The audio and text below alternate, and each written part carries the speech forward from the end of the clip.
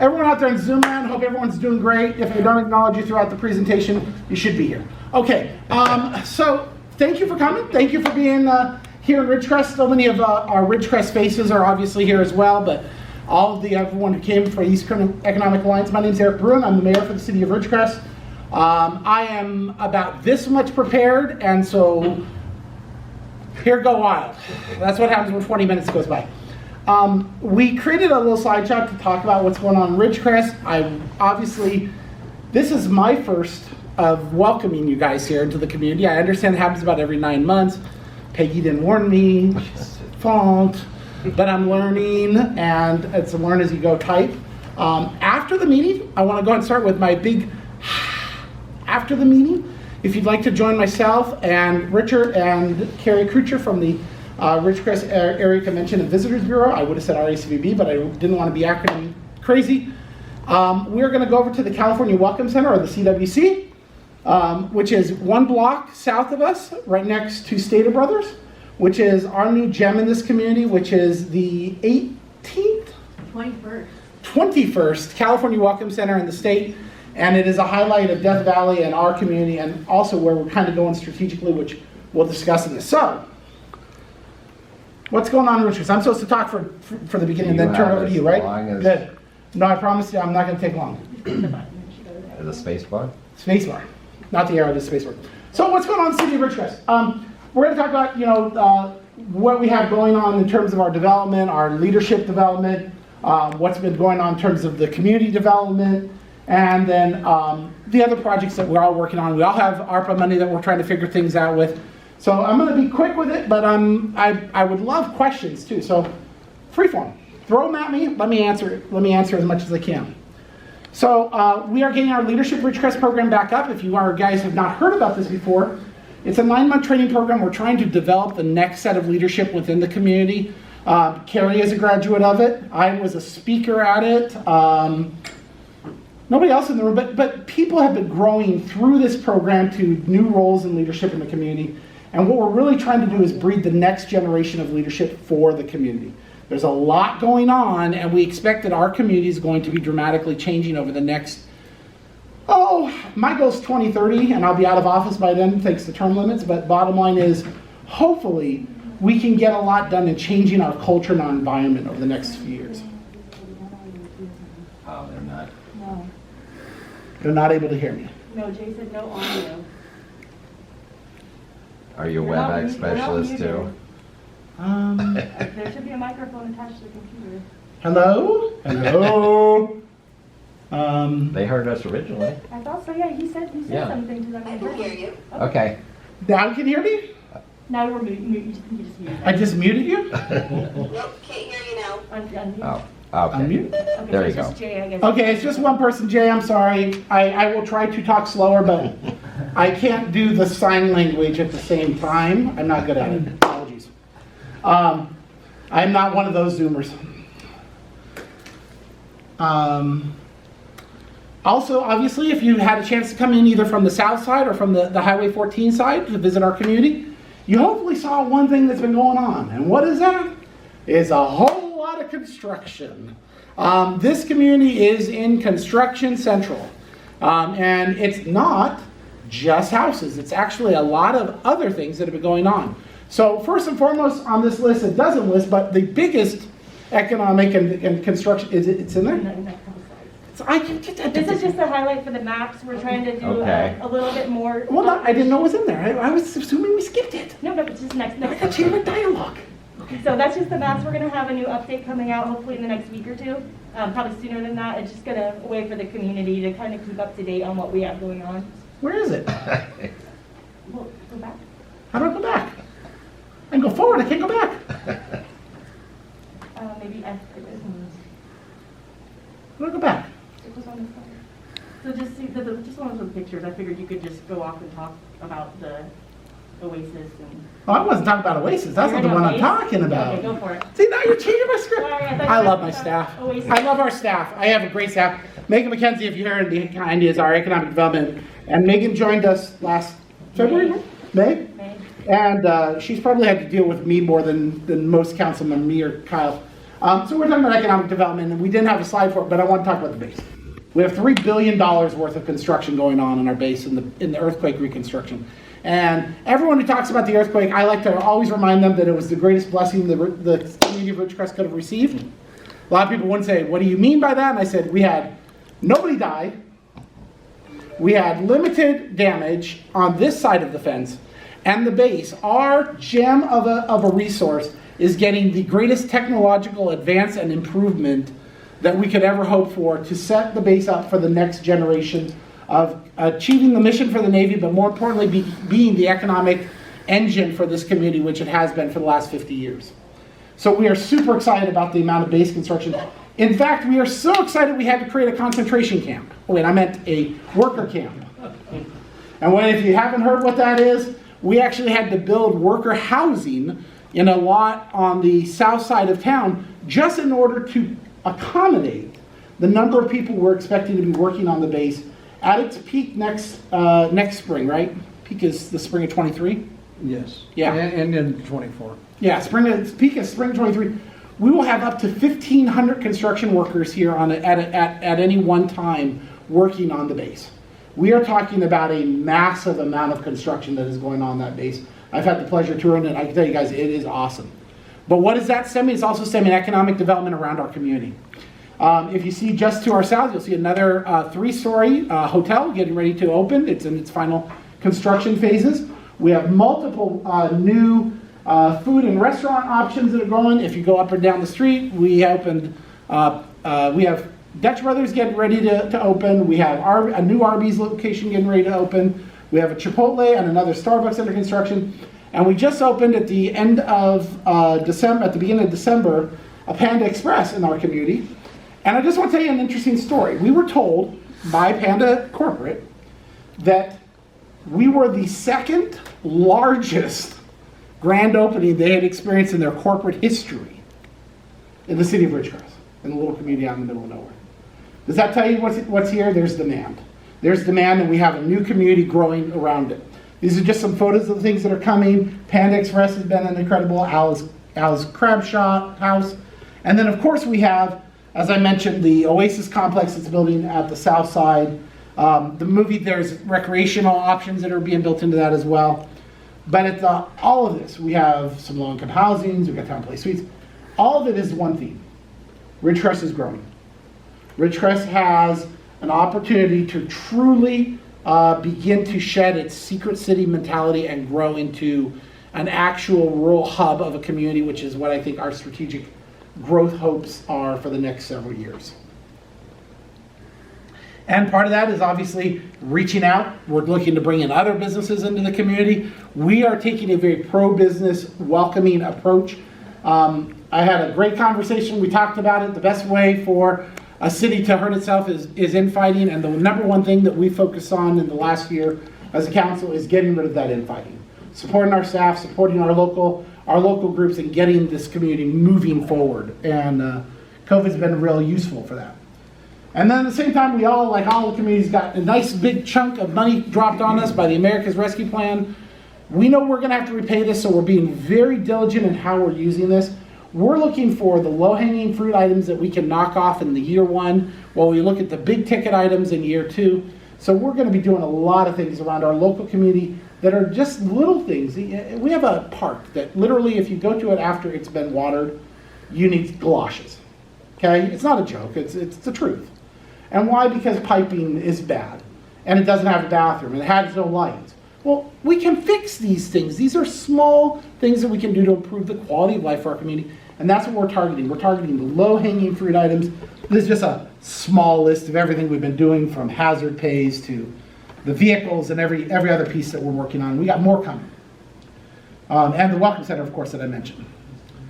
The RICVB, like I said, one of the things that we're realizing in Ridgecrest, East Kern is this beautiful area, and you guys all barely know me, but the people in the room know. One of the things that we have to understand is that Ridgecrest has the opportunity to truly be a hub and spoke area for Eastern Kern. We have the greatest number of the resources, the population. We have the ability to grow into a true community hub for Eastern Kern and build along that Eastern 395 corridor, which has some of the most beautiful tourism aspects in the world within an hour and a half drive. We just need to find a way to promote it, and that's where our partnership with RACVB has become a big part of that in the Welcome Center. That's a video, it might not play, there's a link to it on the next slide. It's one of the ones that RACVB is doing. See if I can make it work. It's just about a minute. I don't know if that's showing or not, but.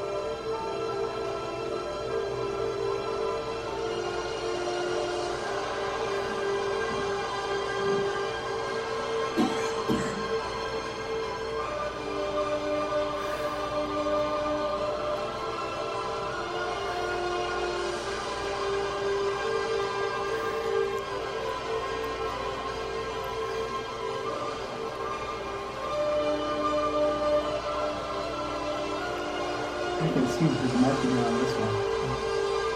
And it's not you.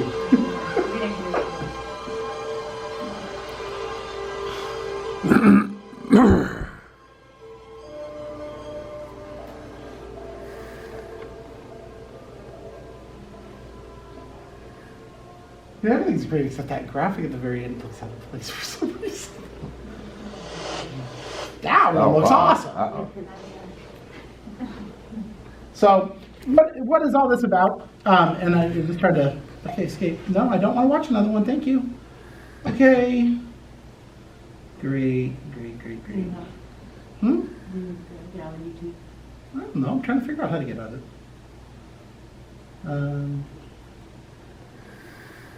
I just want to go back to the, no, I'll leave you in. So it says the keynote. What am I missing here?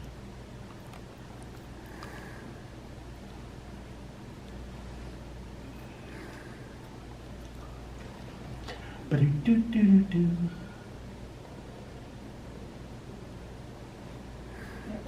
Okay.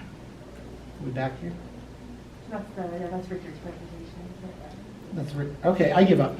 You have more slides, right? Yeah, I'll keep talking. So one of the things, what do you notice in the video? We're talking about what we see as a strong changing dynamic in social aspects, especially in the post-COVID. And that is that people are learning to work remotely, and part of that working remote is that then they go out and look for these life adventure type things. And we understand that we have so many golden opportunities within this community to act as that hub.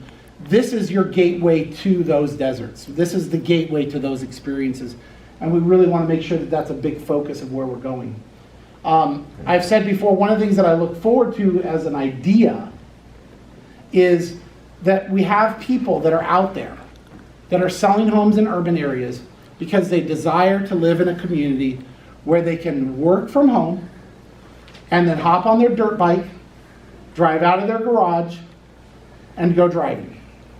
And we're the only community, I think, still left in the state in many, many ways that can deliver that. And one of the things that we did in the last 3 months to ensure that is we are currently in an 18-month, 24-month process of ending fiber to every house in this community, a 100% coverage, end-to-end fiber connection available to every home in the community. This is part of that digital process that we want to be able to deliver. Okay, is that the next slide? Okay, I'm on me. Okay. Well, you guys, how do I get rid of the box? Hit the little arrow on the bottom, underneath where it says you're sharing. And we skipped the District 20. Do you want to go back to that? Yeah, I'd like to. Can you just go back one? I don't have, not with the back. No, nope. There it is. It's slide. It's finger slide. And then the last thing I wanted to share was my appreciation and conversation in regards to the district maps, which I'm sure you guys are we're going to talk about in a larger group session. But the California Redistricting Commission and the Kern County Board of Supervisors completed the redistricting process.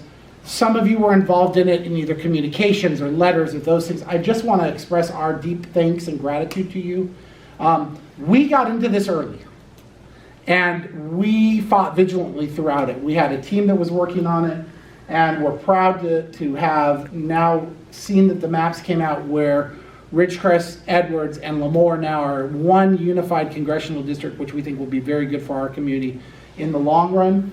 We were able to preserve, especially on the East Kern side, the two-district structure within the county, which was extraordinarily important in ensuring that our communities continue to have representation at the county level. And then I brought the maps up for the state and the state assembly district, and for the that's the assembly. No, that's the Senate, which kept large parts of Kern whole, and then the assembly. This let us keep a lot of our existing elected officials, which was really important to us, primarily because of the earthquake, because we were able to use those relationships so passionately, and it's been such a boon for our community that we really wanted to stress that. And I only brought the maps in there because I really wanted to thank the people that got involved when Dave Janis made the call, or when somebody else made the call. We really appreciated the help, and it meant a lot to our community. So with that, we have our Economic Outlook Conference coming up in February. We'd love to see it. It will be here. If you're interested in joining, we'd love to have you here. We have an economist that comes out and does a breakdown. Please, all are welcome. And I think that's it. I'm going to shut up now because I went on for 15 minutes, which is longer than I expected. But here's my final message. First of all, thank you for coming out to Ridgecrest. Second, thank you for being part of the EKEA. I am just learning all the relationships. It's my first year, guys. I run a credit union. I don't run this stuff normally. But I'm finding it so exciting to see all the partnerships that come together, and you guys are all the people that help to make that happen. So with deepest gratitude, thank you for being here. Thank you for being a part of it. And Richard, it's your show now. Thanks, man. Actually, thank you. Oh, please, it's not a lot. Let's do a welcome or introduction. We had the welcome, so introductions. Dave, you want to kick off? Oh, it's Dave Janik. Okay. Dave Janis with the China Lake Alliance, and we joke because Eric has, I can't say his name right if I try. so that's the personal humor connection there. John. John Joyce, Roseman News. Megan McKenzie, City of Ridgecrest analyst. Karen Macedonio, California City. Richard Macedonio, California City. Joe Brennan, Kern County Supervisor, Philip Peters. Oh, Isabel Medina, Ridgecrest analyst as well. They already met me, though. Harry Crutchford, Ridgecrest Visitors Bureau. Ernie Bill, Global Construction Community Liaison. Jeremy Woods from Cal State Bakersfield. Edward Martin, I'm the Administrative Director of Operations for Admin Sub Tehachapi Valley. Corey Costello, Assistant City Manager, City of Tehachapi. Josh Pierce, I'm the President of the Greater Tehachapi Economic Development Council. And Sean Hancock, President, Saracosta Community College. So Sean, since we're in Ridgecrest, do you have a Saracosa update? Well, we start classes this coming week. So happy to report that. We are planning on moving forward. We have a limited number of face-to-face classes, but we are holding them. So I'm excited about that. And so we're just kind of navigating this pandemic as best we can, but making sure that we're open and present for the students that need our support. I do want to throw out there that we did publish last year a community report. So happy to get that out to anyone. If you want to reach out to me, I'll make sure that we send some community reports out to you. I just completed last month a State of the College report that goes to the board that has kind of a reflection of the past academic year and some of the things we're working on moving forward. So that will be public on the board docs meeting for Kern Community College District. But I'm happy to share that with you. And I bring all that up to say that last year around this time I was tapped to to go out on the road and talk about and update everyone on the college. So just putting it out there, happy to do that. So I Chamber, Rotary, any group that you're a part of that has an interest in the college, happy to do that. Great, thanks. And Happy New Year. Happy New Year. Great, well, to get started, I believe we've shown these before, but since it's on Zoom, it's good to show it in person, and we've created basically fact sheets. Remember, the average attention span is 8 seconds, right, Dave? Huh? Yeah. There's something shiny over there. Tell the story about Kern County's economic vitality. We use the Kern County local graphic designer. And so this on LinkedIn, we usually have 6,000 to 7,000 views. We have it on our homepage, but you can see we're the third most diversified economy in the country. And a lot of it's because of East Kern, and a lot of these on this list. Although I know that we have the second largest solar plant now. So no longer one, so we have to update those. But, I think obviously we're all proud of what Kern County does, but we need not just our local residents to understand, obviously Sacramento, if not the U.S., in terms of how we are a place where innovation, as we say in East Kern, rises. The GDP numbers came out, gross metropolitan product for 2020 were just released in December. And this is another thing that folks don't realize or maybe know, that we are the largest economy in the San Joaquin Valley. So if you look at Fresno's about 18% smaller than our county. So yes, population's greater. Fresno, larger county in terms of population, but more importantly for us, it's about economic power and strength. So that's another thing that we really want to make sure that folks know, that, and hopefully we have bigger seats at the table, right, statewide. But that's something that we continuously tell that story. And that's the thing, the strength of our economy, and I've shown this slide before, but Bakersfield, it's Kern County, going into COVID, we were ranked as one that actually had more essential jobs than any economy in the country. I grew up in North Carolina near Fayetteville. Does anyone know what's in Fayetteville? NASCAR. I'm looking at Dave. NASCAR. Rockingham, but did they shut down? Fort Bragg, right? But obviously government's important, but look at Kern County, right? We have 63% of our jobs are essential. And again, look at our main industries. So that's why going into COVID, we are ranked one of the most resilient economies in the country. So let's talk about workforce, right? Because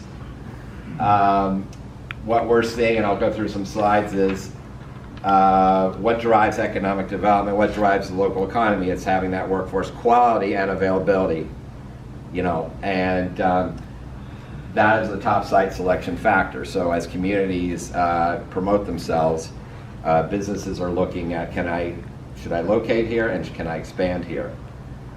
We visited about 130 manufacturers throughout the county during COVID, some Zoom, some in person. 85% were doing fine, but they said, we want to grow, but we can't.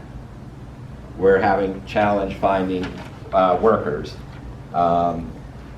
And you can see, this is a recent one, I think, this is Kern County, the blue line. So we have a lot more job openings. You can see on average, 20, I think it's 20%. Bakersfield Kern, the first week of January versus, you can see, I guess, this is January, so January the previous year. So think about it, we have 20% more job openings. So that's good, we have job openings, but the challenge is the labor force participation rate. So, Dave, do you know what labor force participation rate means? Yeah, it's record low in the country. So basically 40% of people that are able to work are not willing to work, right? Is that how you explain it? Yeah. Now, there are other issues. They're not counted in the employment Yes. statistics. That's the important part. Right, because unless they've looked for a job within the last 4 weeks. Now, of course, yes, folks are not coming there. We hear about the Great Resignation. Obviously, maybe healthcare or other issues, they're not going back into, or not healthcare, childcare. But the fact remains is that this is why you see employers have a real hard time. And then I found this other, it's kind of beverage curve. Does anyone know, Dave, you know the beverage curve? Not beverage. But what this shows is this is past recessions.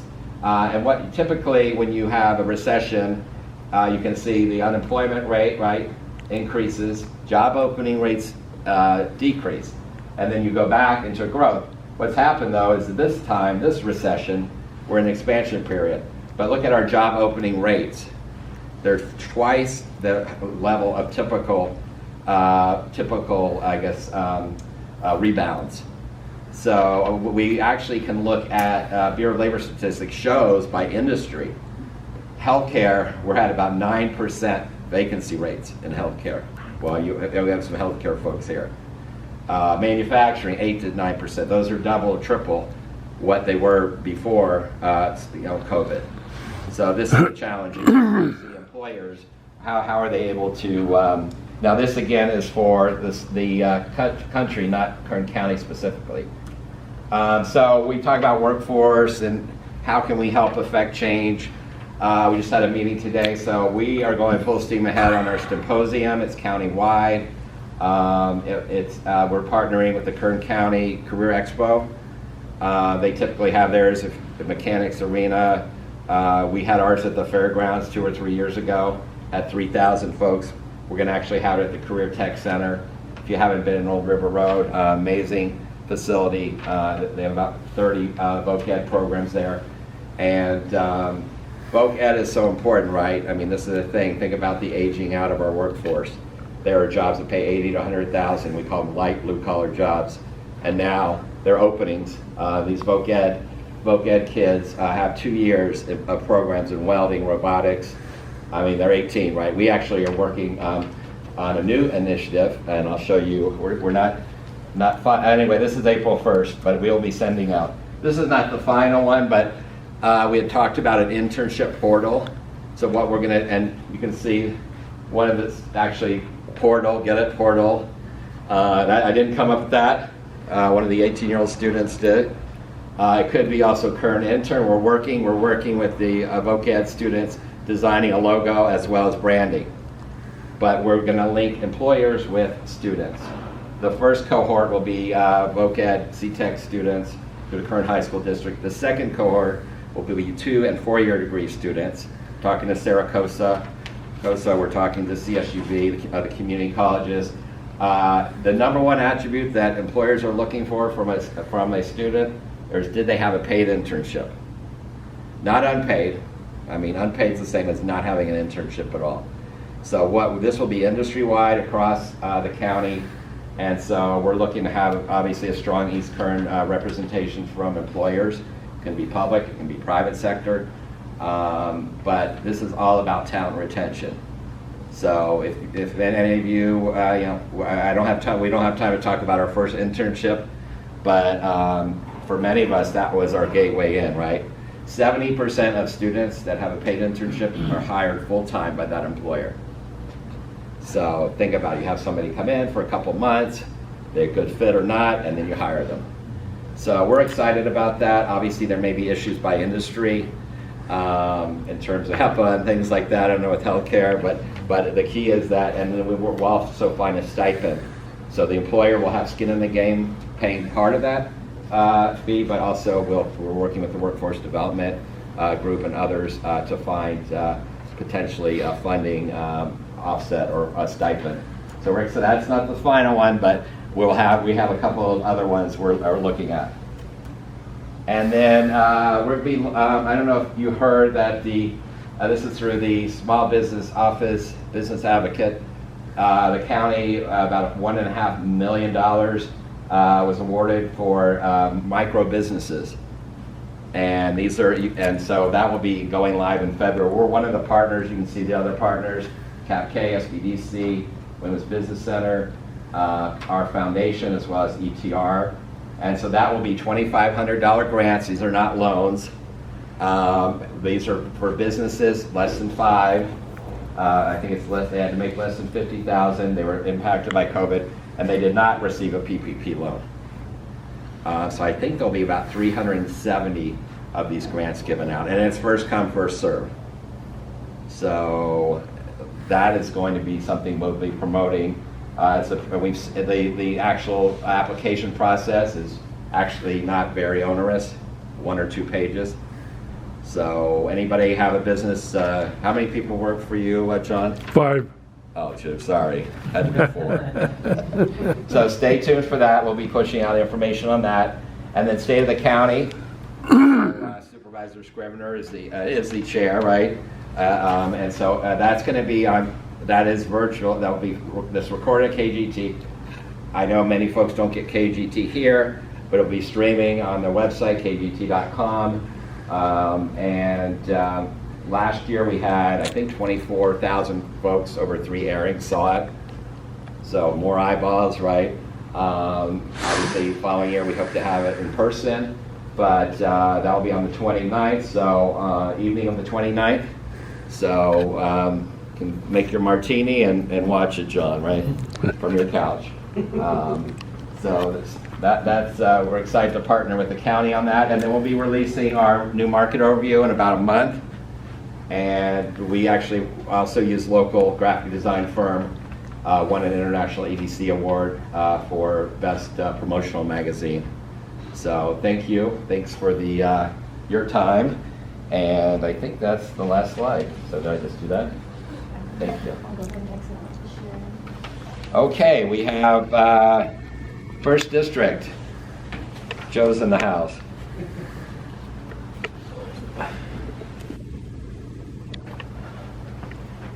Hopefully everyone had a good holiday. It's good to see everyone's faces again. I just wanted to give you a couple things. One, as you just heard, Supervisor Scrivener, representing District 2, will be the chair. He was unanimously voted in. There is a normal rotation, but he was voted in as chair this year. Supervisor Peters completed his first year as supervisor and as chair, and it was interesting in some of our public interactions, I'll say that, but he did an amazing job at setting the tone for the county in this past year, and very much looks forward to the next year moving forward. A couple of the things that we have going on, again, as Richard, thank you for putting information out there.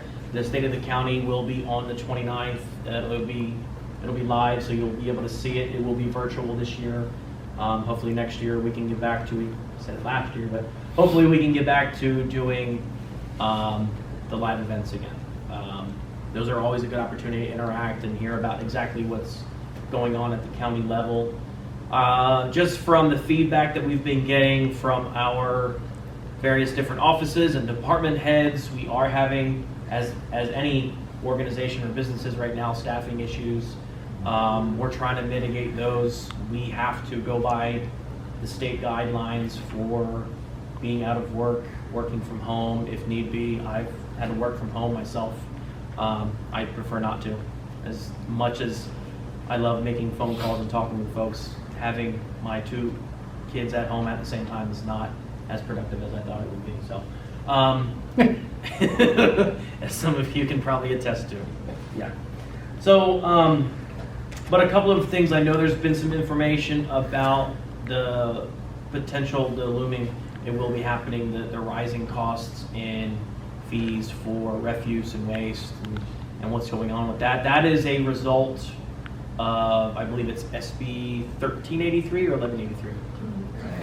1383, yeah. 1383. So it's essentially going to change, you're going to go from 2 receptacle wastes to now 3, because the state of California wants to lead the way in how we dispose of some aspects of our refuse.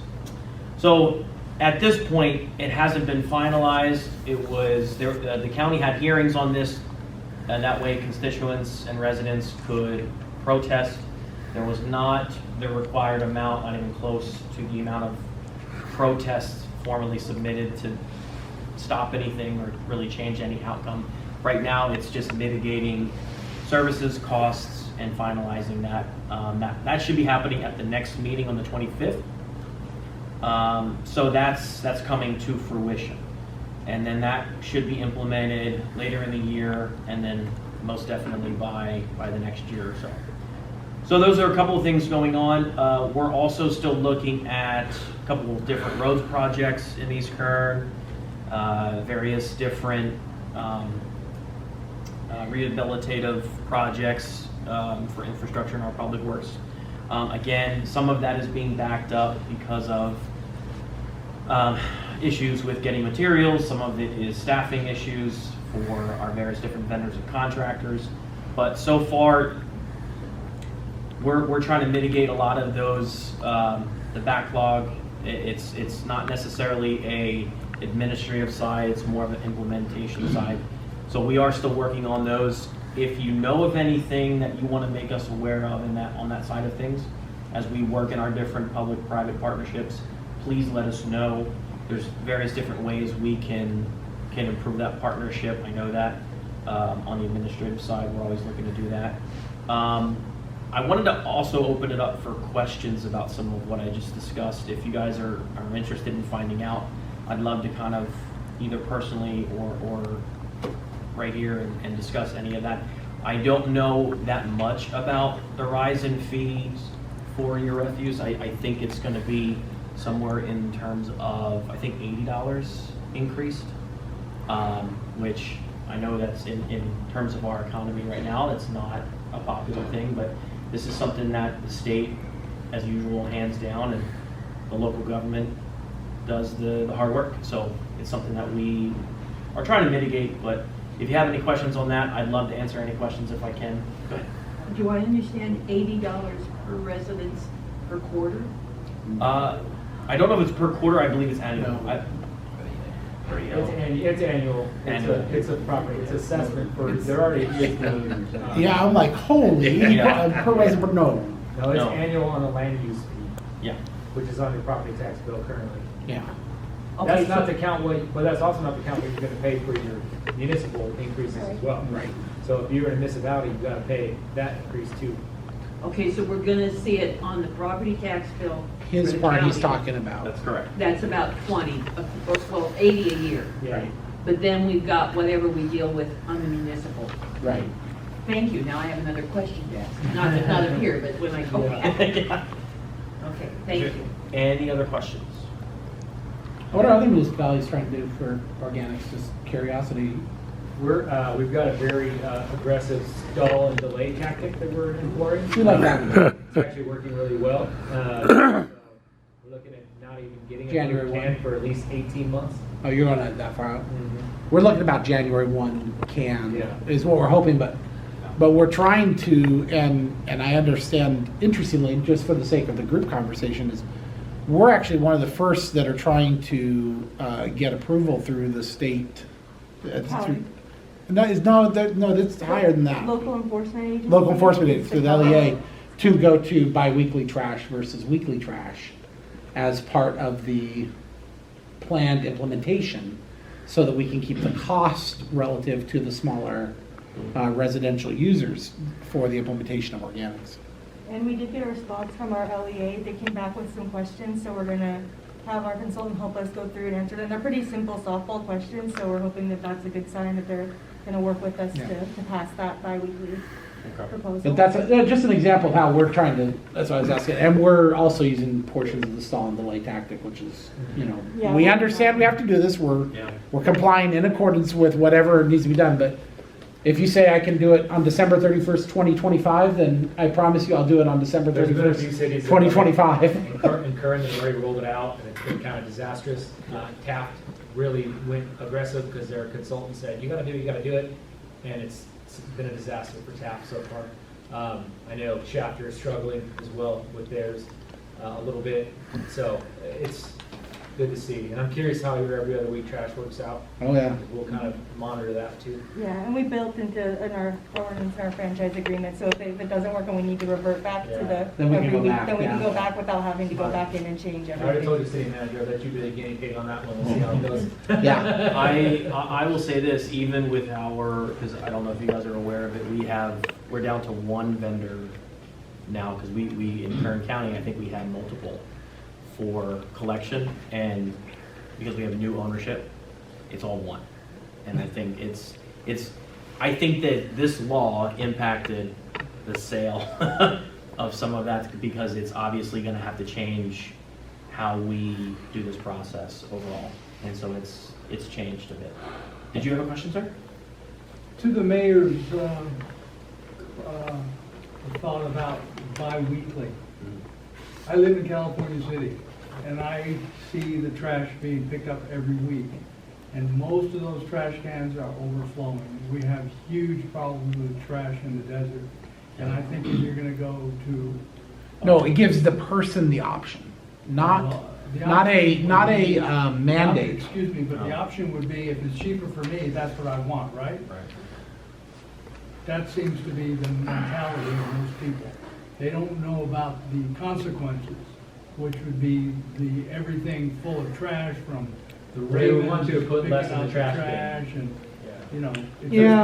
The point would be you'd put less in the trash bin if you had every other week, you put more of your organics in the You put green, more of the organics. more of your mixed recyclables and mixed recyclables. It's basically a way to make you think about what's going in the waste stream, so less goes in the waste can and more goes into one of the two recycle bins. And we have a secondary, thought on the process of this, which is one of the things that we went through as a community. We went through or something, maybe a decade and a half ago.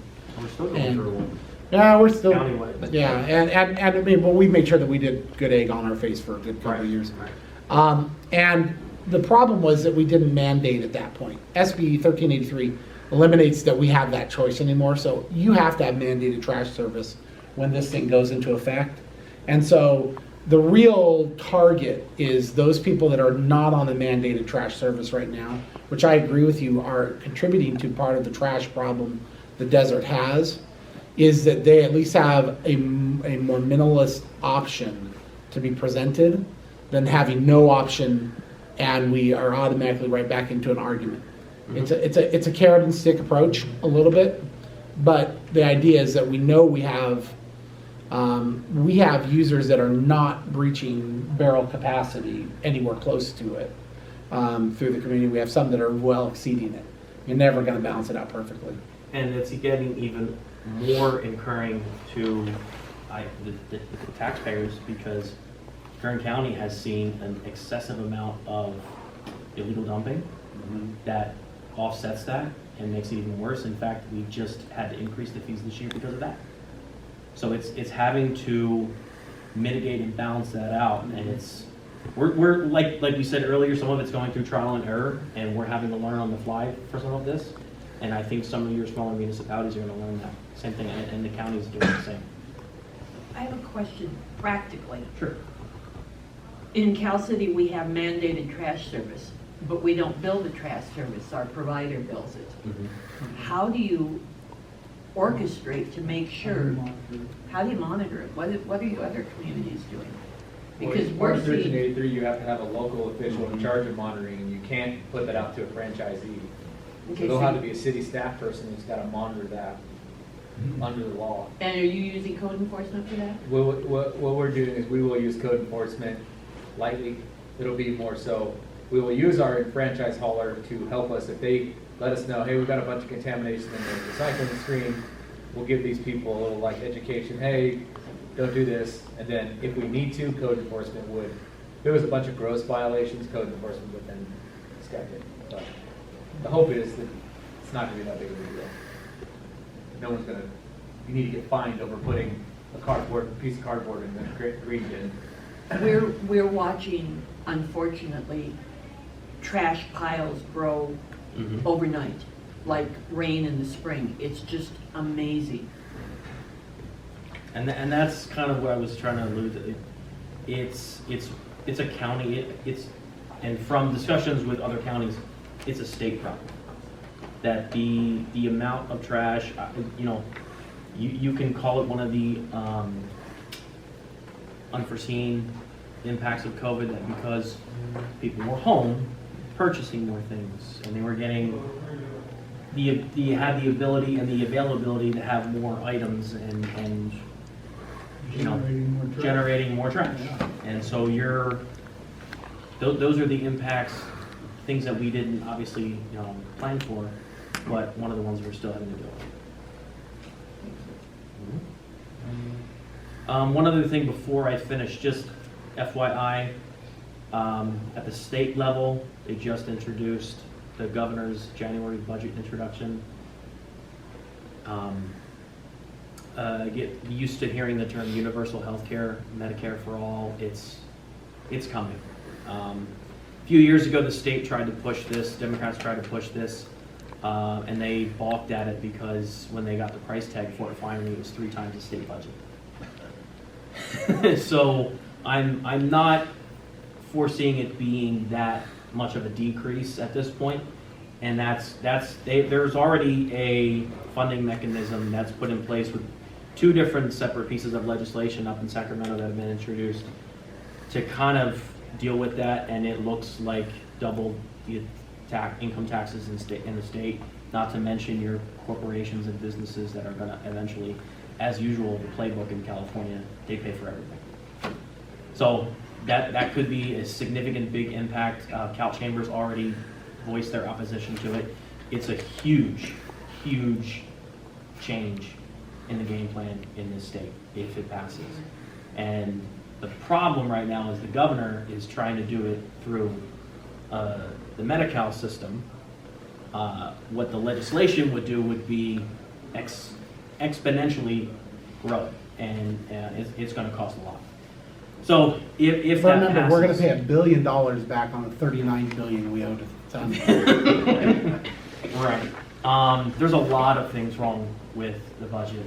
We have as a state, I think it was a $31 billion surplus this year. But not taking into account the 30+ Yes. billion we owed unemployment. Yes, and we're paying I think it's $9 billion over the next 3 years.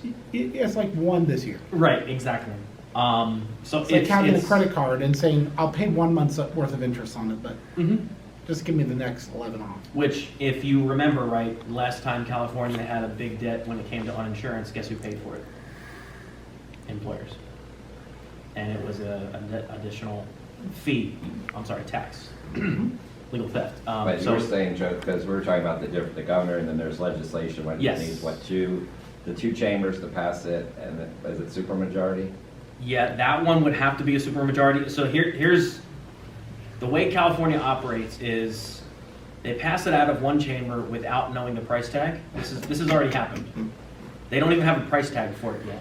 They have a way that they think they can pay for it without knowing how much it's going to cost. Push it through various different committees. It hasn't gone to the floor for a vote in either chamber yet. Once it goes back and forth, then they come up with a funding mechanism. They come up with a price tag. They finalize all of that. Then it would have to be, because if it's a tax, it has to be passed by a 2/3 vote. But guess what? They have way more than 2/3. Right. Democrats do. However, they had a 2/3 vote last time threshold, and they had a supermajority, and it still didn't pass because they got the price tag. I'm not 100% convinced it will pass. I think obviously the way it works is it incrementally changes over the legislative cycles, because legislative cycles in California are every 2 years.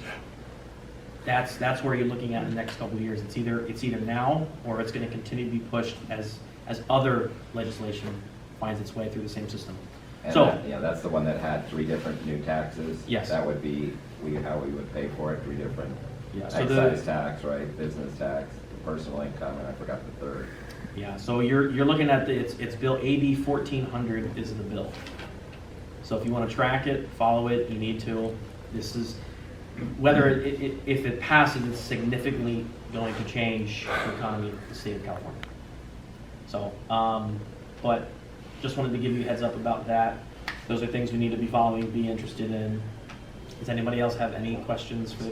Redistricting, I know was Yes. mentioned, but at the end of the day, right, the status both on obviously the Kern County and then the Assembly / State Senate. The county has finalized its maps. It did that before the end of the year. We know, well, we're assuming there's probably going to be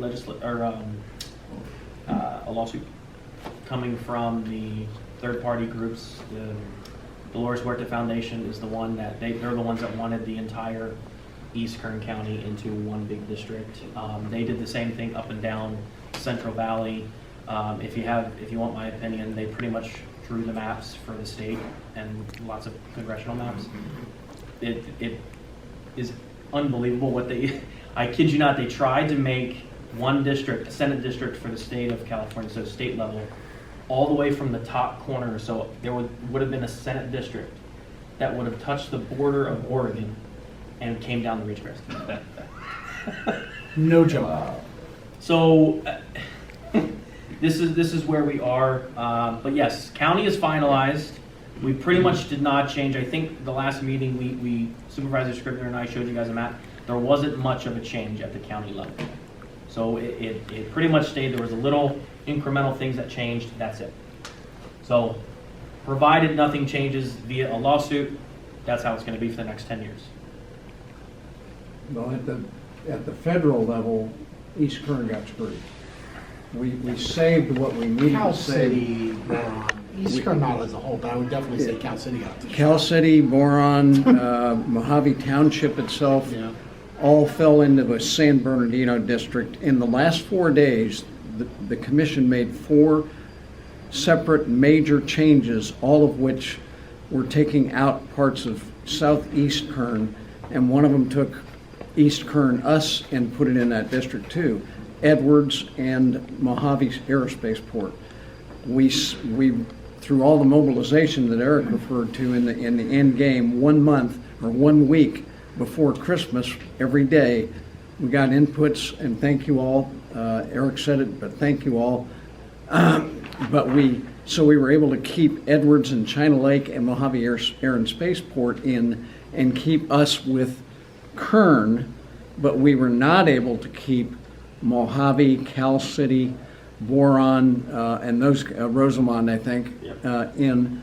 And one of the things we're doing is we have some economic groups that have been meeting all along, and they're going to continue to meet even though at the federal district level they've been separated. So one of the other things I wanted to say in that is we still love you guys, and we still need to do our collaboration in spite of this.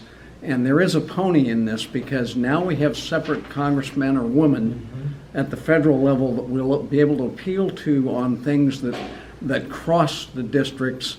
We've done that for China Lake and Edwards for a long time because we always were able to reach into the Inyo San Bernardino group.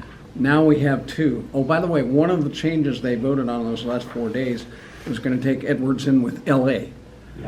But we were able to defeat all those, but we didn't get the whole thing because of They were trying to put Tehachapi in LA at one point. They were trying to split Tehachapi zip code in 2, which they can't do. They didn't realize it was too, like, to your point, I don't know who drew it, but they literally were trying to put the city of Golden Hills, which is unincorporated, and then the Bear Valley, Staten Springs in a totally different district, and it's all the same zip code.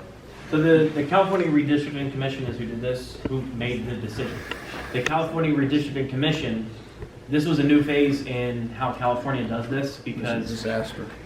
It's supposed to be 5 registered Republicans, 5 registered Democrats, and then 5 independents on this elected board or appointed board, these 15 people, and then they make the decision. They get maps submitted just like the county got maps submitted.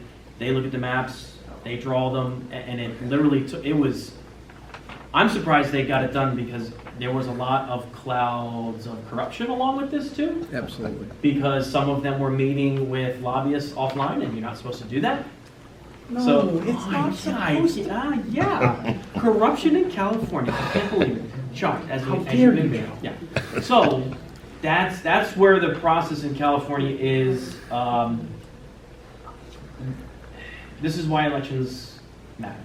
This is why, for a lot of our constituency, this is hopefully going to be a wake-up call in how things transition in California. So, and keep in mind, California went from having 53 congressional districts, now they only have 52. So there's a price you pay. So. And it'll be 50 to 51 by 2020, by 2030 at the current pace. So one more. So, bit of a naive question, like, whose interests are served by chopping up Kern like this? like, I've never other than. I don't mind other getting than myself in pure- political trouble, so. You want, other than just. I'll to say annoy Philip this us, one, and I'll take it. I'm curious, like, whose interests are served by having, I will tell you that I heard in those calls, and I listened to hours of these calls, and I listened to only one small portion They're the compared to worst. what my Those team calls are did. the worst. Those are the I'm worst telling public you, meetings ever. the meetings went like this. Race, color, race. Race, poverty, race, color, race. It was all special interests, and it was the largest of the groups was the assertive perspective of making districts that ensured that there was almost like a Hispanic VRA district in every single district in the state. What's VRE? The Voters' Right Act, the VRA district. And it wasn't just Hispanic, there were. No, other I'm not saying ethnic Hispanic, groups. but as they defined the groups, every single metric when they came back to it was what is the percentage of Hispanic relative to the mass percentage within some of these There's a individual reason communities. for that, because the Voting I'm not Rights saying that. Act, We the can talk. legal side of it forces you to do that. But what the problem is that when you had communication about anything that was truly relative to how we operate and survive as a community, economics, socials, group workings, those things all became the lowest tier of importance at the end. Now, I'm going to toot our horn a little bit, which is that we brought a commissioner out to a council meeting. We started talking about, we want Ridgecrest with Kern legally 8 months before they got to that deadline. I got calls from Ridgecrest residents telling me to do that. Yeah. Like, hey, we want, like, I had people from Ridgecrest calling me. So we started advocating way early that we knew we wanted this to happen, and we were advocating and pressing it. The challenge was, of course, that at a certain point, the over-predominant became the I don't want to use the term woke agenda, but I'll simply say that a very strong social agenda upon race and class was what became the dominant conversation. And literally they then drew the lines in order to meet or match those expectations. And Jeremy, one other thing was going on. These meetings were 8 to 9 hours a day, all day. And they never had a set agenda. They would change the agenda, and suddenly your congressional district or area was up for conversation, no notice. You had to have people paid to be online all day, every day, through Christmas week, which is when all this was taking place. I told the story at council as a joke. It's just humorous. I'm just sharing stories, but that I literally had been on hold for four and a half hours waiting to make a comment. This was the 2 days before the deadline or something to that effect. And I'm walking through Big Lots, shopping for Christmas, getting last minute stuff with my kids for their mom. And I have my 10-year-old son listening to my cell phone. If you hear 4069, scream. If you hear 4069, scream. And literally in Big Lots, what happens? 4069! And my son, and I'm literally giving testimony to a commission, walking through Big Lots because I had already been on hold for 4.5 hours to just say, please do, and then you had to think about how you were crafting it, because they took, like for me, speaking as mayor for the city of Ridgecrest, I was a politician speaking. Right. I wasn't. I'm the Indigenous People of Ridgecrest United. Don't know how to say this. I'm not trying to be sarcastic, and I believe everyone has a right to an opinion and a say. I'm simply saying that the way that it was being interpreted, the way people's opinions were being taken, the way How long did they give you to speak? 90 seconds.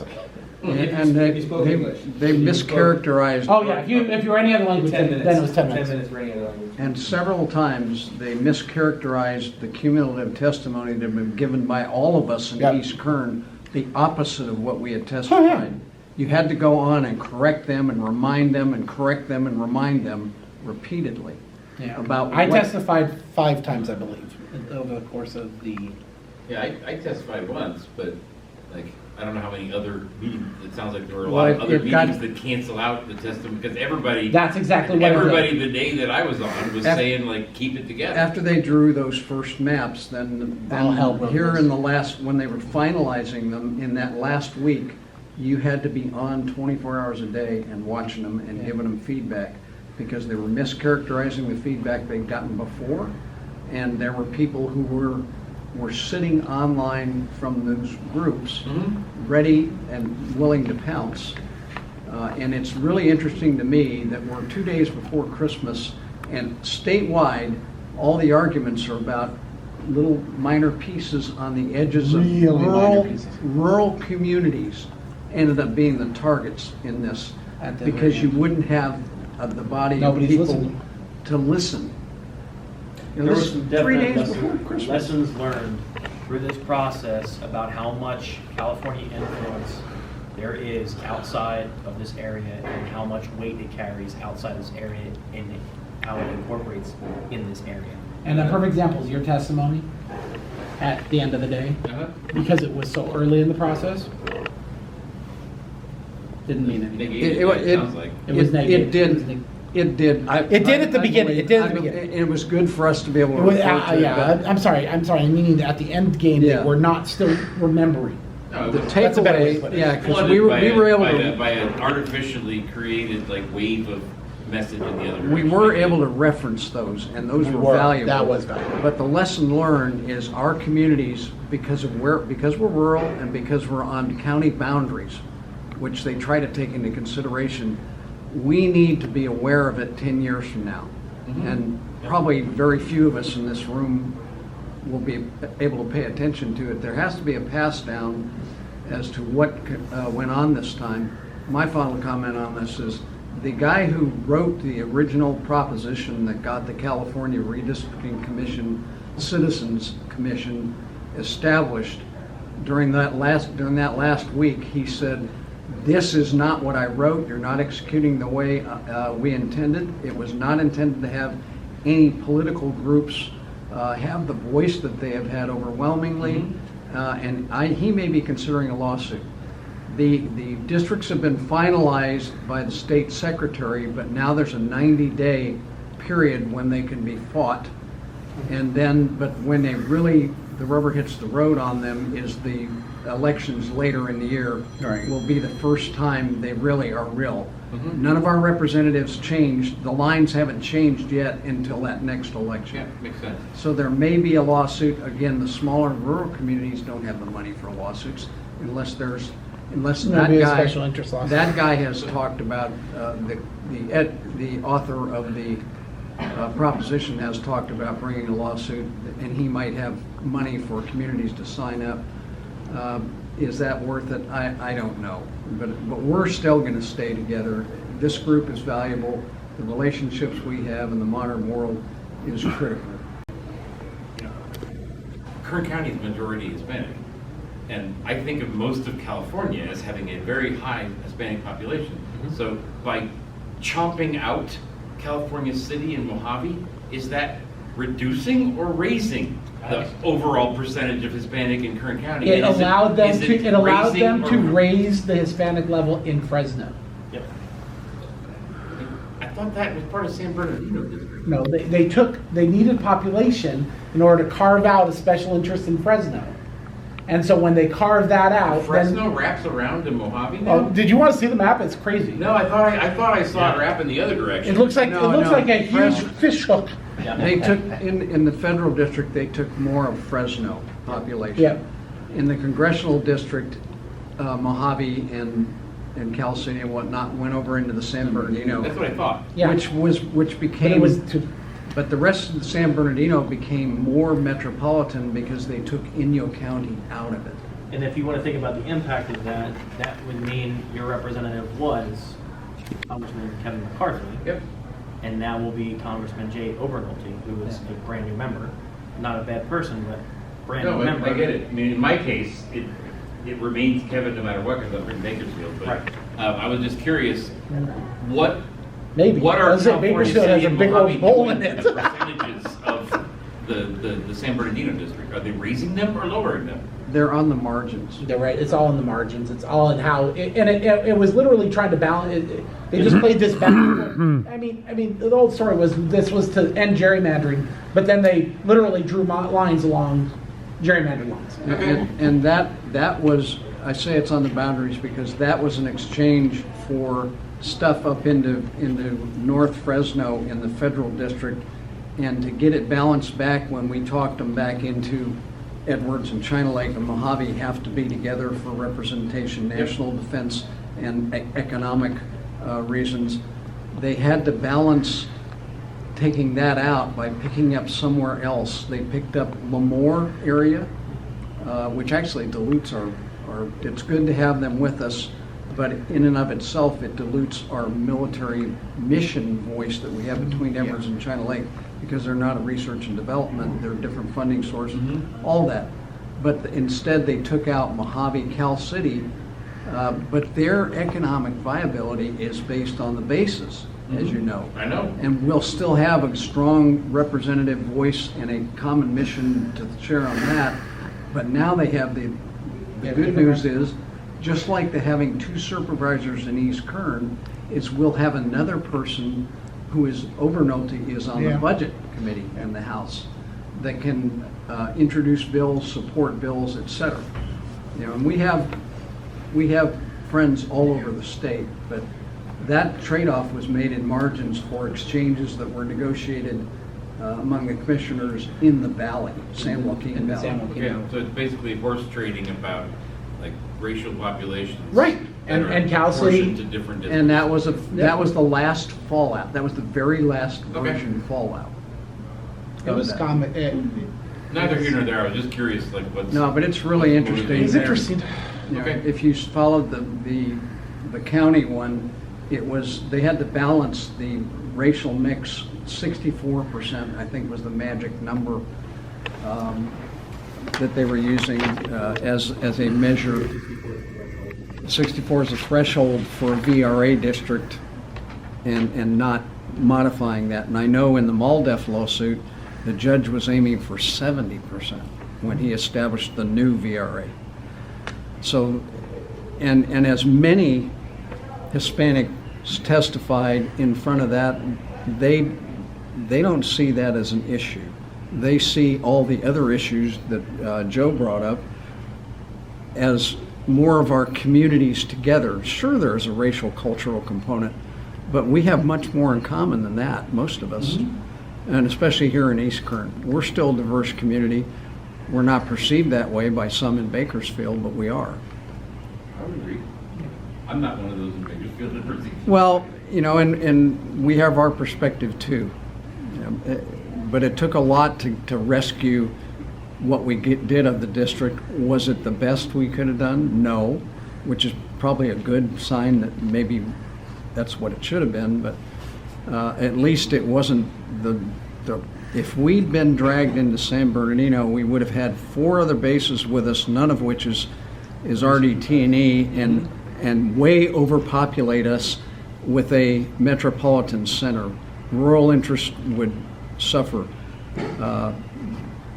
Now we can make lemonade out of lemons a little bit by carefully nurturing our relationship with Overnolte or whoever the congressman or woman is there. So that's the way we'll move forward. And some of us work in that arena as advocates. I advocate for China Lake. So we have always had that relationship, and now it has that part of it is actually stronger. But I would say California City might not have the representation it deserves, and that's something you all as a community, they would have to determine. But I know they were pretty upset. They were pretty upset with the outcome in the short end game of that. I would be too. And we were also. I was shocked. I mean, I testified early, and then I saw the map a week or two ago, and I'm like, what? No one listened to anything that was said during that meeting? The early input was important, but not as important as following like a hawk at the end and weighing in. Yeah, fair enough. I don't want to like take away from the rest of the meeting. Yeah, I'm we just apologize. curious- We're Thank just- you. No, it's Curious great. about what the motivation was behind it. Thanks. Anyway, I asked the question, so thank you. Now I know more. And it'll be on tape, right? You're recording, right? Got it. Okay. Okay. Well, actually, Josh, I know Tehachapi. We'll have Tehachapi go first because I know Josh needed to leave. So I'll give the. I do have to run back to the hospital. Some important meetings going on. So my name is Josh Pierce. I am the Director of Community Wellbeing and Integration for Adventist Health, but I'm actually excited about my new role for this year. I'm the President of Greater Tehachapi Economic Development Council. We had our board meeting last night, and we're coming out with our vision for 2022-2023. It leads to your number one thing is workforce development. There's going to be workforce development dollars coming down. Adventist Health has pledged money into workforce development because it's going to have well-being as an overall. If you have a good job, you have better access to healthcare, you're going to eat better. There's a whole lot more with the crime reduction. With the three key areas that we're going to focus on are STEM jobs, we're going to focus on skilled labor, and we're going to focus on healthcare development. We are going to be working with Bakersfield City College, Kern County Community College District as a parent, and Saracoso on how we develop those healthcare career pathways. So when we're in high school, we can start in high school and then continue that longevity and go ahead and reinforce that. Kind of like you're saying with the paid internships, same kind of thing. If we grow our community is going to stay here. It's not going to be such a transient community coming from out of the area. Our East Kern partners and our Greater Tehachapi area has a lot of STEM jobs that are available within Mojave, within Tehachapi, and within Boron, Ridgecrest, and we start leaning out to other sites. So how can we go ahead and grow those? That's really what we're going to be working on for the Greater Tehachapi Economic Development Council, is really that workforce development and how can we start early on and then continue to grow. It will also solve our issue of a housing shortage because we're not going to have so many people needing to come into our community. We're really going to grow what's in our community and let it prosper, and we're going to fill those open positions that we have. So I invite you all to go ahead and join our Greater Tehachapi Economic Development Council. We have a great, robust team of civic leaders. Corey Costello, who is the City of Tehachapi Assistant City Manager and also takes over economic development, sits on there. So we have a lot of robust people that are going to help drive what we're going to do. So thank you for your time, and I do have to run. Thank you. Corey. Thanks for your patience with us too. So on the city side, we recently did a little SWOT analysis that we put out to our subscribers for economic development email update. It goes out a couple times a month. If you're curious, let me know. I'll give you my card. I'll put you on the email list. But it was just kind of for 2022. What do we have to look forward to? What strengths, weaknesses, opportunities, threats. The big opportunities, kind of piggyback what Richard was talking about, was really our ability to support the new entrepreneur in 2022. That includes with the, as a result of the Great Resignation, so to speak, we have, the opening of the Village Collective downtown will help with that, some boutique office space and co-working space there. Also, the conclusion, our race internet project is going to be concluded in the spring, so about March, so I'll be bringing people online. So the fact that you'll have that, that internet speeds, as Ridgecrest was talking about, in your home will help with the home business. And then a lot of our new home builders are actually building that into their designs now. You've got a separate living quarters or an office quarters built into the floor plan, knowing that's how people work. So that is being, that will help really support that entrepreneur in 2022. We did have 167 new business licenses last year in the city. A lot were contractors who were required to do that, but a lot of those as well were new work at home startups. So we're building that ecosystem of support.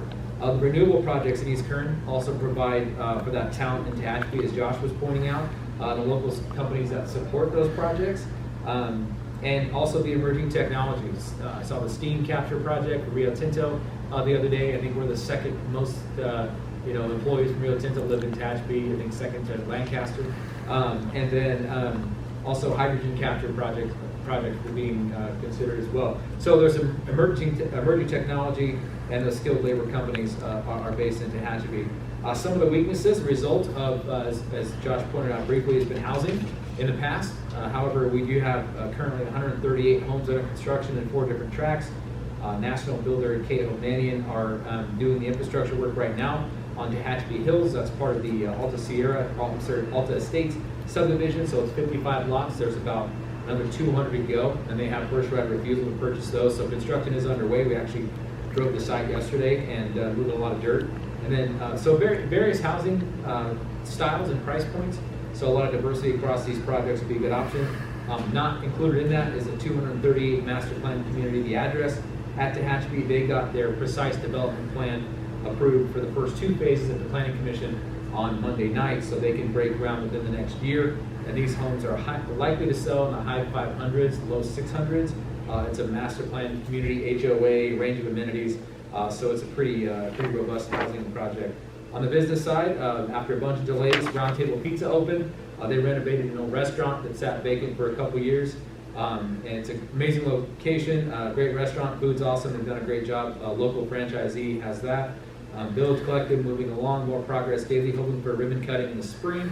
The Town Place Suites by Marriott, again, they got a lot of COVID delays, but they've caught some stride, and they are targeting with the opening date of April of this year, so just a couple months from now. Chipotle's in the engineering work, and the second drive through Starbucks in Capitol Hills is going up pretty quickly. It appears to be, according to one of my real estate brokers, there's another 4,000 square feet of retail space that I believe he already has leased. So that's, it would be good to have that leased before it's even done in construction. So happy for that. And then one infrastructure note, the city got about $187,000 in a state parks grant, our parks allocation. We combined that with our Tehachapi Valley Recreation and Parks District, and we put those 2 funding sources together. And just last month, we opened the brand new Ollie Mountain Skate Park. The old one was made of wood, was falling apart. It had been repaired as many times as could be repaired. They had to tear it down. So all the kids were skateboarding outside of my office.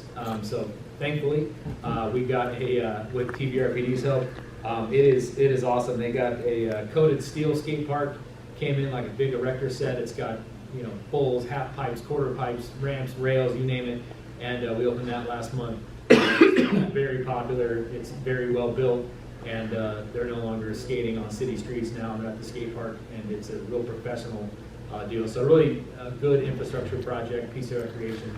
We were able to get out there for the kids, and it's amazing. They don't market it as a skate park. It's called a sports park because there were kids on skateboards. There was a girl there on roller skates on a half pipe, and it was unbelievable what she could do on roller skates on a half pipe. So the little scooters, all that stuff. So pretty amazing what kids are doing on 2 and 4 wheels these days. So I'm happy to help with that. So that's it. Great, thank you. Once Let's go back. again, commend that to me, man. You guys are hauling. We kind of lucked into that. Were they on rollerblades or for? They had there were rollerblades, and then there were the 4 regular old ones. She was on the 4, but there were kids on blades. And back in the day, you know, when I was coming up, skateboarders and rollerbladers didn't get along. Now they're like all together. It's one big happy roller family. So it's pretty cool. Thanks. Okay, back to Boron. I don't think Mary Beth is here. Boron. Cal City. Oops, I'm not sure where to start. So a year ago, I was appointed as a council member. This was a meeting I got to come to. You were not appointed yet. Well, I was elected and appointed to come here. That first meeting, I was on overwhelm. I'm back on overwhelm a year later. I'm California City. I've just been merged with San Bernardino County. We're trying to hold on to the coattails. We've got more construction than we know what to do with. We had to bring in an outsider, Interwest. They have been incredible. They just gave us an assessment of all the things we got to change, so overwhelm again. But probably the best presentation I've ever seen in my career, so that's really exciting. But we're your neighbors. So even though we're the little guys out in the desert and you might not be part of the conversation, we're still your neighbors. This is still Eastern Kern County with the sunrises and the sunsets and more desert tortoises than we have people. And we're moving forward. We have a council that's not afraid to take on the things that were in the closet. About 2 months into it, we figured that nobody was going to like us. So we are now in the place where no matter what we do, nobody likes us, which is a really good balance point. But what I'm hearing here today is I'm actually hearing tremendous potential if we are people talking to each other, because we have something that nobody else has. They're going to go with remote and technology and all the good things. And what we said at lunch, we have to be a virtual person and a real person. but we may be one of the few places where we can still be real. So I really want more conversations with you guys. I want to see what we can do for our residents with East Kern Economic Alliance. How do we create the career pathway so that we don't lose our kids? So on an individual basis, this politics up here, I don't know as much as I should. But on the neighbor-to-neighbor basis, that's where our power is, that's where our future is. So Cal City is here. We may be the wicked step witch or whatever you want to call us, but we're here to be part of the conversation. You just might have to take our hand and say, hey, you should be sitting here talking, because a lot of it we don't know. So thank you. Thank you. Thank you. You guys aren't the redheaded stepchild, that's Taft. We have some, I know Jay Lacey of SoCal Edison, is on the call, and then we had Amir Flores with Starbase Edwards. There's one other, I don't know if that's Kern River Valley or potentially Bill Deaver. Is there someone else on the line? Oh, they're not muted, right? You should be able to unmute yourself. Speak now or forever hold your peace. I know I did send it to Bill. Okay, well, there's user number 4. I'm sorry, Richard. This is Jay. It's me twice on there. Okay. Okay, thanks, Jay. Okay, well, Kern River Valley, no, Mojave, Rosamond. Rosamond, yeah. Am I supposed to film you? You're voted in. Okay. Rosamond cannot compete today with Ridgecrest or Tehachapi. However, we have 3 important things.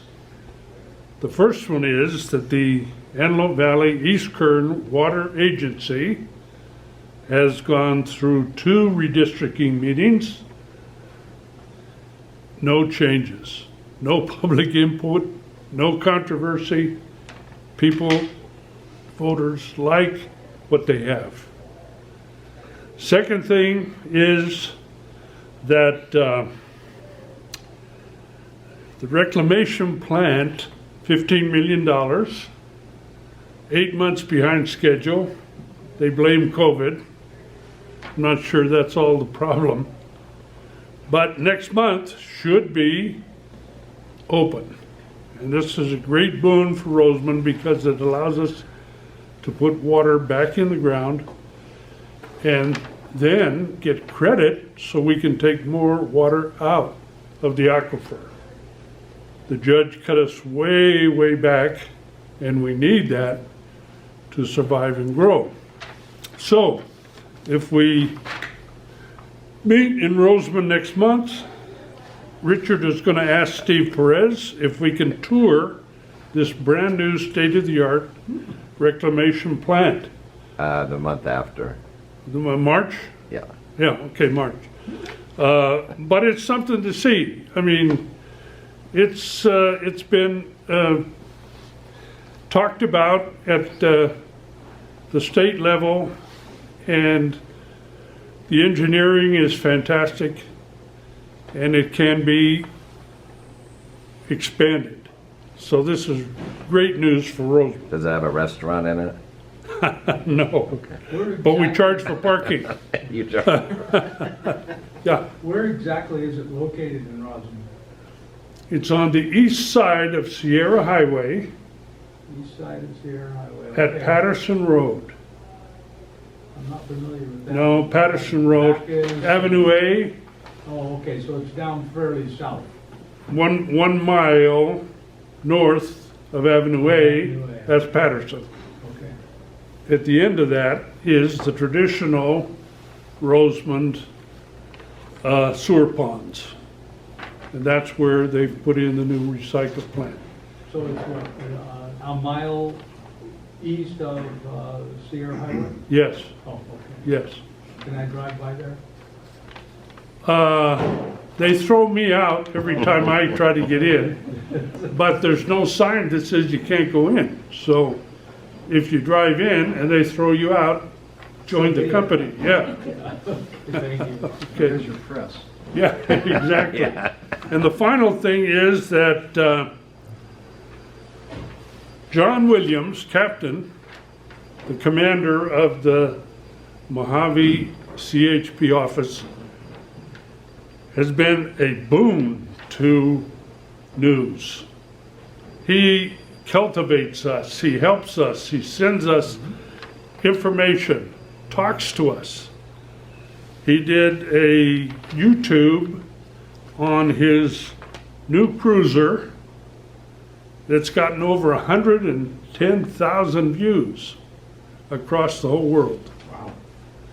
And they just got another new cruiser, and already he's got over 12,000 views on that cruiser. He enjoys it. He likes it, comes across on the YouTube. We will miss him. He retires tomorrow at noon, and he says he's going to move to Tennessee. And I said, have you ever been to Tennessee? No, he hasn't. I said, well, don't sell your house till you go there and visit a while. That's all Roseman has. If we tour the reclamation facility, we can go to Diamond Gins. Oh, is that? Yeah. Okay. Yeah. Okay, great. Okay, so comment, I know we have Jeremy Wood, CSUB. Kelly's not able to make it SBDC at CSUB. Do you have anything you'd like to throw out there, Jeremy, since you are joined us today? Sure. Depends how long you're speaking for. I'll stay here. Plans our School of Natural Science, Mathematics, and Engineering already had for expansion of facilities, but certainly the opportunity to do energy innovation is, if we can't do it, who can? So it's a core competence of CSU Bakersfield, and that'll provide a lot of opportunities for innovation as well. So also finalizing an educational partnership agreement between CSUB and the Air Force. So I believe we already have one with China Lake, but we do not have one with the Air Force yet. So that'll enable some more student research projects and faculty research projects on aerospace innovation as well. So that's the biggest news. So it's big news for us. Like those two approvals or like releases of money have been a long time coming, and we're excited to act on it the next year. Any other comments? Or you're going to host us, Mayor, at a party across the street? Well, the Welcome Center is open. I apologize. I have I think Megan has the same meeting. We have a 4 o'clock meeting that I'm gonna have to push, but Carrie's here. Oh, great. Carrie here from the RACVB is here. She'll be happy to take anybody over there and let you see the beauty of the CWC. And I apologize. If I can, I was hoping to connect with Tehachapi. Will you be able to come to the sorry, No problem. Can you stop by the Welcome Center? Yeah, I can give you my card Okay, just so I let's can do get back that. here And soon. then actually also for some off-road things that we're kind of working on here. So just a connection. But if anyone is welcome, come on, stop by the Welcome Center. It's a really beautiful center. What I address? saw it a while back. Yeah. So I mean, you can almost see the Welcome Center from here. If you literally, it's the shopping center that's directly one light down. So if you go from anywhere leaving from here, literally take this back street, okay, drive right across the street into the shopping center, and it's directly on your right. Okay. And you cannot, I mean, And there's a ton of fun stuff to do. oh, there's a lot of fun stuff, but it's a real gem to what we want to do in the long run. And when did it open? November here, Okay, early great. November. So it's brand new, still smells. Do we And a need to lot wear of people masks said in it there? couldn't be It's up done. to you. It has the new car smell. Yeah. Carrie, a lot of people said it couldn't be done, and you did it. Thank you. Carrie, Yeah. Carrie just took over RACVB, and she got that done, and it was an incredible job. I did. I took over last March, and it was an impossible task, it felt like. But with the help of the city and the ARPA grant, we were able to pull it together in a few short months, actually, and it's something that we're really proud of. So if you're able to stop by, please do. If you can't today, contact me anytime or the mayor, and we can connect, and I'd love to show you guys and share what's going on here. There's a lot going on. So. Yeah, if anybody's ever in town and wants these information, feel free to reach out. I'm just about everywhere. If you ever just look up the name, you'll find it on, I'm not hard to find. But go through the credit union or through the city, anywhere else. You guys come in, you're like, hey, can you let us see what you're doing with this? We'll be happy to share. Breaking down barriers is the best way for local communities to survive the problems that the state and the feds put upon us. And we all know better than anybody else that it's those relationships that make us. And that's why earlier when I said the earthquake was a blessing, I truly meant that, because that quake had the potential to destroy this community. I don't mean to sugarcoat it, but literally, if that quake happens 3 months later, literally 3 months later, and COVID is in effect, I think you would still be waiting to see when we would be talking about getting the money to repair the base today. I appreciate you saying that. It's also a tribute to the leadership that all of those guys. Absolutely. The history and acknowledging what this place does, and that's been going on for years. That's the advocacy. And everything. And so that you're right. That advocacy was so key to, I mean, the quake hit July 4th and 5th, and the appropriation bill went through March.